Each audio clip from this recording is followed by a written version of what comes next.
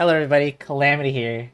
Don't worry to the two people that watch my Star Rail content, I still got you covered. Today's video is going to be all about Memory of Chaos, specifically stage 12, where I take it on. It's going to be similar to my Spiral Abyss guide if you watch those videos that I make, but basically I'm just going to react to my own, this is my own live stream that I did last night, and I'm going to show like my thought process and give some general strategies when dealing with the enemies of stage 12. If you feel like you need help with some of the earlier stages like stage 11 or something, just let me know in the comments and maybe I'll do a video on it. But the point of the video is not to say, hey, just pull these characters, copy the teams I'm doing, and do what I do. That's not the point of the video. The video is just to give you a general like guide, or like a general like what you'd be looking for, what you'd be trying to do, stuff like that. Because you're gonna see a lot of 5-star characters, as you can see on my first half team already, consisting of 3 of them. I guarantee you the second half is not going to make you much happier. We'll go over my characters and builds at the end of the video, but for now, let's go ahead and actually just start talking about what we're doing here. So the first half had, I believe, just wind weakness, right? So I brought my dot team here, or sorry, wind and lightning weakness. So I brought my dot team here. We have Ruan Mei, so they can break toughness even faster. Lynx is here just to be a healer, and she's my only healer that can cleanse, other than Natasha, of course, but I don't have Natasha built. I prefer Lynx. She's also E6, so you could swap someone out. That's why I kind of finished the run. So here we're just applying our technique stuff that we're fine before we go into the fight. You can see I don't even use Kafka's thing here because the enemy doesn't have lightning weakness. Alright, so first off, I didn't even talk about the blessing or the effect for Memory of Chaos. I'm going to be pausing a lot. You should always try to bring some sort of AoE damaging character here because you do want to kill those Warp Trotters. They do help you a lot when it comes to damage. Especially if you're using Kafka because she synergizes with dot damage. Basically, when you kill a Warp Trotter, they apply a bunch of dots to all of your enemies. So bring some AoE so you can still simultaneously damage your opponents as well as the Warp Trotters is always going to be a good option here. And because we have Kafka and Black Swan, both of them do really, really good AoE damage. You know who to help? Adventuring, probably. Also, I forgot to mention I'm doing this first half on auto because, honestly, auto did fine. Probably. I didn't have to do anything here. I had it off at first because I was doing auto on the... Here, what makes this so good is the constant AoE, and then Kafka can ult off the dot damage.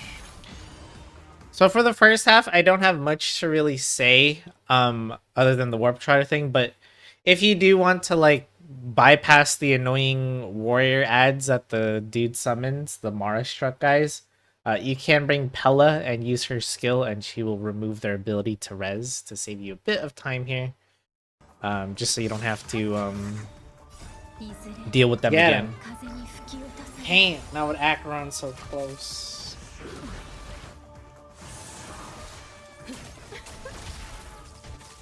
Lots and lots of dot damage thanks to Black Swan and my Kafka just being really great together.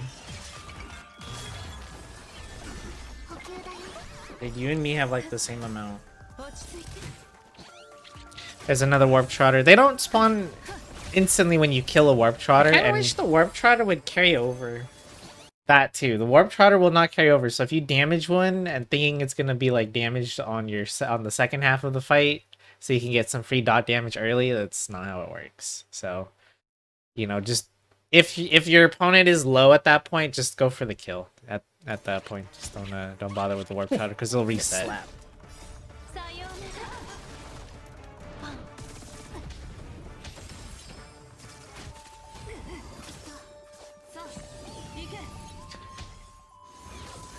I guess when the swords are out for this guy, the Warp Trotter doesn't seem to appear, because I have several turns here where a Warp Trotter just straight up doesn't spawn. So try to, I don't know how much, you know, get your AoE damage out, get rid of the swords as soon as possible so you can get those Warp Trotters back. In case of emergency, break glass type wishes. You can see Otto is even focusing the swords for me.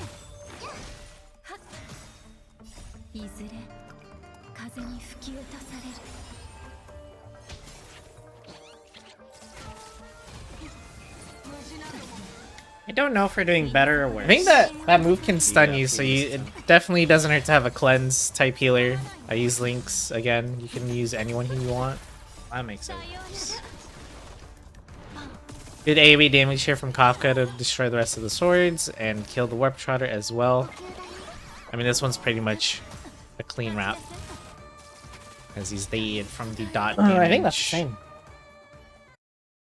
Alright, so here's my second half team. If you want to take a look-see, it's Japard, Silverwolf, Sparkle, and Jingliu. Now I'll explain it a bit. So first of all, I do not recommend bringing a healer to Sam. Unless you have like a really, really strong healer, I guess, like Locha maybe. But basically when Sam does his Molten Core attack, and it's where like the battlefield is on fire, basically, healing gets reduced severely. So characters that heal don't heal as much anymore. So that's why I recommend a shielder, which in this case I'm using Japard. I don't have anyone else. March 7th could work, but Japard is more safe because he gives shields to everybody, whereas March can only give shields to one person. And the rest of the team is pretty self-explanatory. Silverwolf, I haven't actually used her in a long time, but Silverwolf is here to apply Ice Weakness to Sam, because he doesn't actually have it by himself. And because he already has Quantum, if you look at my team, we have 2 Ice, 2 Quantum. The only element that Silverwolf can apply as a weakness is going to be Ice, which is very nice here. And then Sparkle is here to provide more turns to Jingliu, as well as a nice crit damage boost. So that's nice there. And obviously Jingliu is our main DPS of choice. 28 cycles? You don't have to use her if you don't want to. Right, In yeah. fact, if you don't... Oh!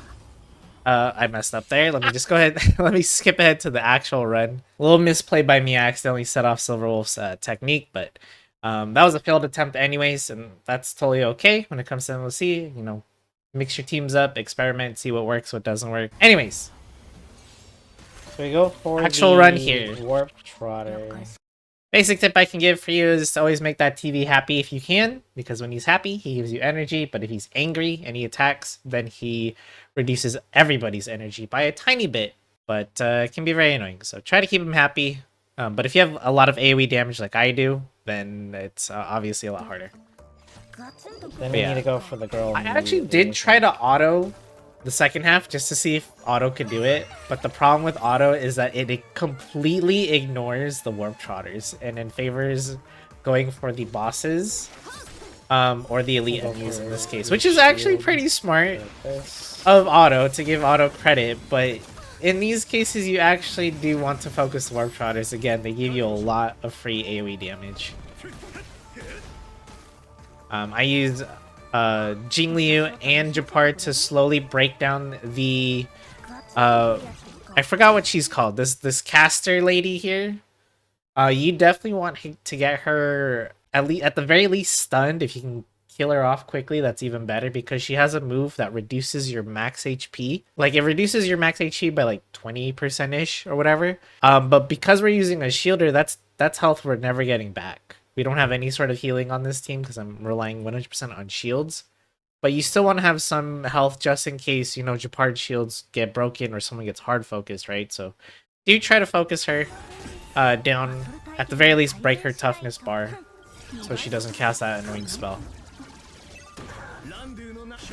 I even cast Silverwolf's ultimate on her just so, you know, she gets extra damage taken. I didn't make the TV happy there. I messed up, but, you know, it's a small thing because Sparkle still has enough to get her burst. Or ultimate, excuse me. Gives Jingliu more damage. And I make sure to target in the middle of the Warp Trotter and the girl by targeting the TV. Okay. This ult is enough to not only freeze her, but break her toughness. And then we get another fresh Warp Trotter, which I focus with Silverwolf. Or not, I lied. And went straight for the girl again so she could get some defense or debuffs.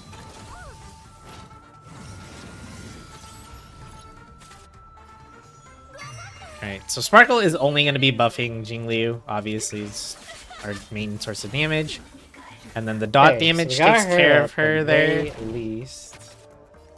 So this part, now we can focus on the robot. The robot, honestly, not a big deal, right? You can kill him easily. Use the Warp Trotters to do so because we have Jingli, we have good AoE damage. I think that was a misplay, but that's okay. I'm looking at the... If you're wondering why I'm taking my time here, I'm looking at the turn order. Right. To make sure I don't get the Warp Trotter that's about to run away before I can kill it. Just to make sure I have shields on everyone.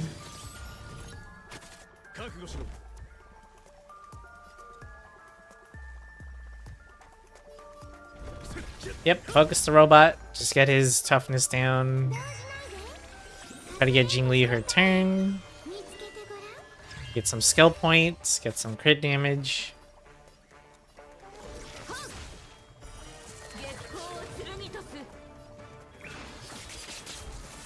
So there we're able to kill the Warp Trotter that was about to run. And then we've stunned the second one.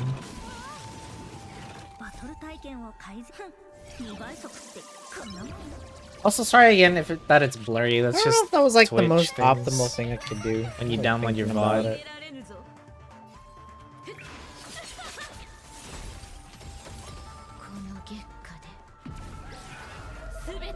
Pretty much just wrapping it up here.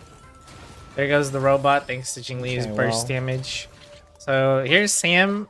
And when he first spawns, you can't damage his toughness until he breaks out that molten whatever it's called when the fire is on the field. So basically, I think the play here is just to go for the Warp Trotter and then a little bit of the robot, just if you can. Same plan, just Jingliu, and then we try to hit all three. Because we have some nice AoE damage there.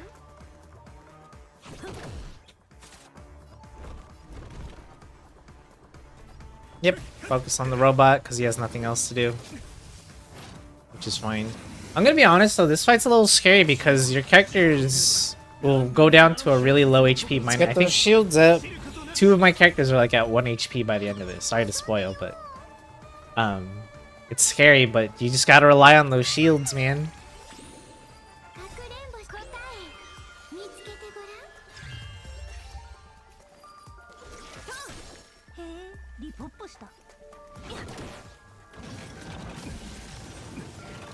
Ouch.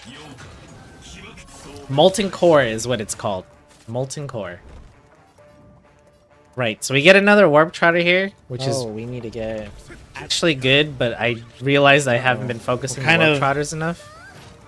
all over the place a little bit.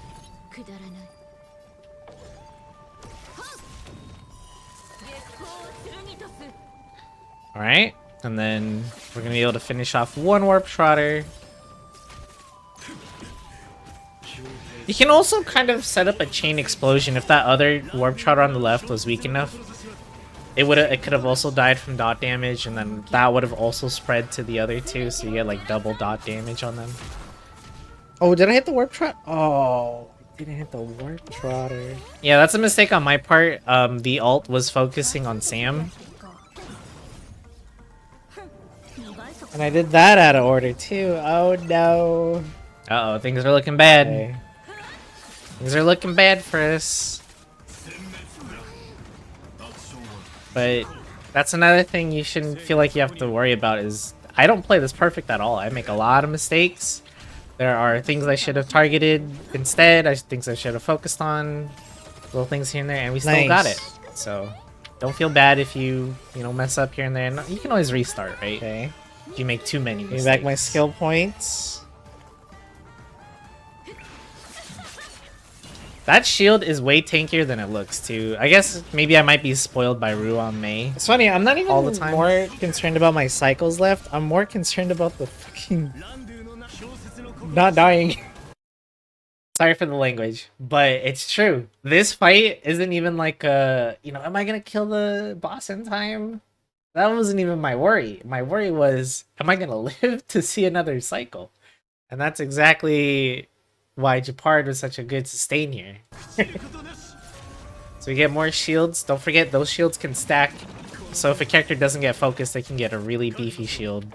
but Sam does a lot of AoE damage, so it's not really something you can avoid. Of course, we're going to use the big defense shred from Silver Wolf to focus Sam. Okay, I'm gonna have you reapply. Yep, there we go. Reapply that. Yeah, reapply the ice weakness.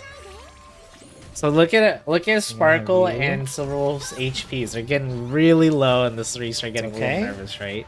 We got rid of the other robots, Shields so again. it's just Sam right now and the Warp Trotters. Ouch. It's scary, but you gotta believe in the shields, and you'll do well. So here, I'm like, should I focus on destroying that shield? And the answer was yes. We gonna break it. Because I believed my Jingliu could kill the Warp Trotter from her damage alone without needing to focus on the Warp Trotter. Yeah, she's gonna get the ult into her skill again. Big damage. That would actually be more damage if I had E1 and it was just Sam on the field. But just whale things. Now we attack, but again. What he said. What past Calamity said. We attack, but again. So Sam is in a very vulnerable state. Right here. When you break his shield, so this is your time to go ham on the damage. There's the dot damage doing a little bit of work as well. Sam gets his shield back, but he's already low enough that this isn't too much of a big deal. He literally has 1% here. What do you mean he has 1%? It's a little scary, but we're okay. We're okay. Don't worry, Past Panda, you're okay. In fact, the Trotter finishes him off. Hey! There you go. So that's stage 12 of the Memory of Chaos cleared with both my teams. Again, your accounts are going to look different than mine, so it's always hard to recommend a team, but just use whatever elements you think have the best shot of consistently breaking toughness and support that DPS as much as you can.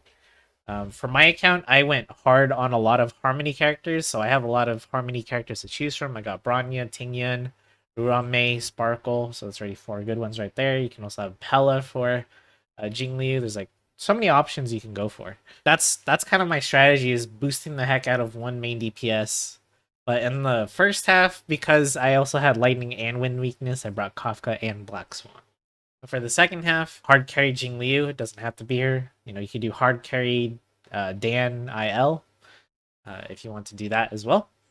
So before we go, I'll just quickly show off my characters that I used in the Memory of Chaos, and that'll be it for the video. Right. So here are the teams I used once again. If you want to see them, my face is blocking Jingliu's portrait, so that's the one on the second half team. But if we click on character details, here are their builds. We have Lynx using post-op conversation as her light cone.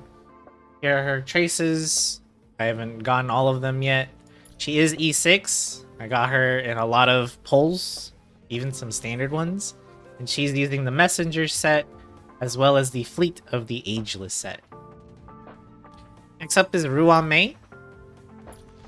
I do not have her signature light cone, so I'm using Memories of the Past. This gives her just a bunch of break effect, which is really good for her. And she also gets extra energy from it. This is also super in position 5. I got a lot of these from previous pulls in the past. Her traces are maxed out. You know, I went hard on talent farming, or trace farming. The only thing that's not maxed out is her basic attack, since we don't really care about the damage from it anyways. She is also using a hybrid of messenger, 2-piece messenger and 2-piece thief of the shooting meteor for more break effect. She's also using the Kingdom of Banditry planet set for even more break effect. I am gonna plan on like swapping her to a different relic set in the future, but you know, farming relics is pain. And I will also point out that I understand that I am a free-to-play player, but this is also rare to happen. But when I did pull for Ruame, I actually got 2 of her. I didn't upload the pulls, I'm sorry, but yeah, I do have an E1 Ruame. Still free to play, by the way. I just got really, really lucky when I pulled on her banner. Next up is Black Swan. She does have her signature light cone, Reforged Remembrance. Traces are maxed out. Relics, she is using the Prisoner of the Deep Confinement set I am not happy with some of the substats, but I'm sure most of y'all are like that as well. So one day I'll go back to farming for them and try to optimize some of the worser pieces if I can. And then she's using the Pan Cosmic Commercial Enterprise, which gives her some EHR, which is really nice. Next up is Kafka. Also has her signature Lycone. Also has maxed out traces. And she is still rocking a Band of the Sizzling Thunder set. Now I know she should be using the same set that Black Swan is using, just really unlucky with the set pieces. And then her planet set is the Space Sealing Station. She's also at E1. That one, I spent a stupid amount of my Jades for Kafka. I really like the character. Let's go to the second half team, starting with Japard. He has Lando's Choice, which is a very basic light cone. I'm sure you guys have a lot of this light cone sitting around in your inventory. And it also increases his chance of being attacked and just straight up reduces a lot of it. Traces, most of the important ones are maxed out, I guess. I guess skill could use a level or two, but that's alright. He's using the Bellowbog Planet set and the Knight of Purity set, all focusing on defense percentage for those meaty shields. His Eidolons, he is at E0. Next up is Silver Wolf. She has the tutorial mission light cone. This was only given away during a previous event. I actually don't know if you can get this in other ways yet. But that's what she's using. I don't have her signature light cone. Her traces are actually... Yeah, we need to work on these a bit. I actually haven't used my Silver Wolf in a long time, so I busted her out of storage here. And she's using...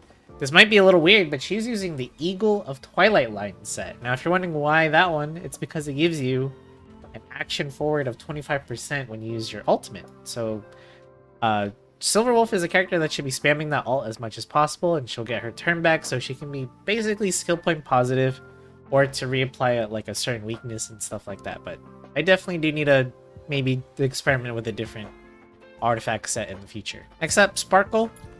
She does not have her signature light cone. She is using Past and Future.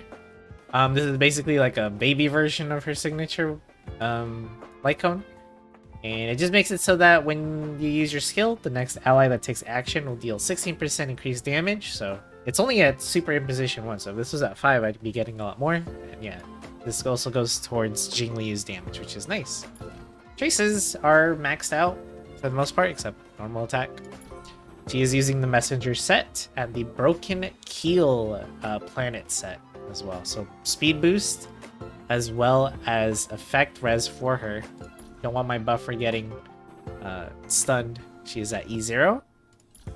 Last but not least, Jingliu does have her signature light cone. Maxed out talents except the normal attack, which she should never be using. And then for her relics, we are using the Hunter of the Glacial Forest with the Relent Arena. So it gives her a nice chunky bit of crit rate and lots of ice damage. She's also at E0. And that is pretty much it for my characters. So, and that's gonna be it for the guide. If you have any questions about Memory of Chaos 12, if you like maybe some team comp help or enemy help, let me know in the comments down below. I'll do my best to try to help you out. But with that being said, that's it for the video. Leave a like and or subscribe if you found this kind of content helpful. I'll do my best to make more in the future. And don't worry, Star Rail fans that do watch my channel, I will try to upload more videos as well. Thank you so much for watching, and I'll see you in the next one.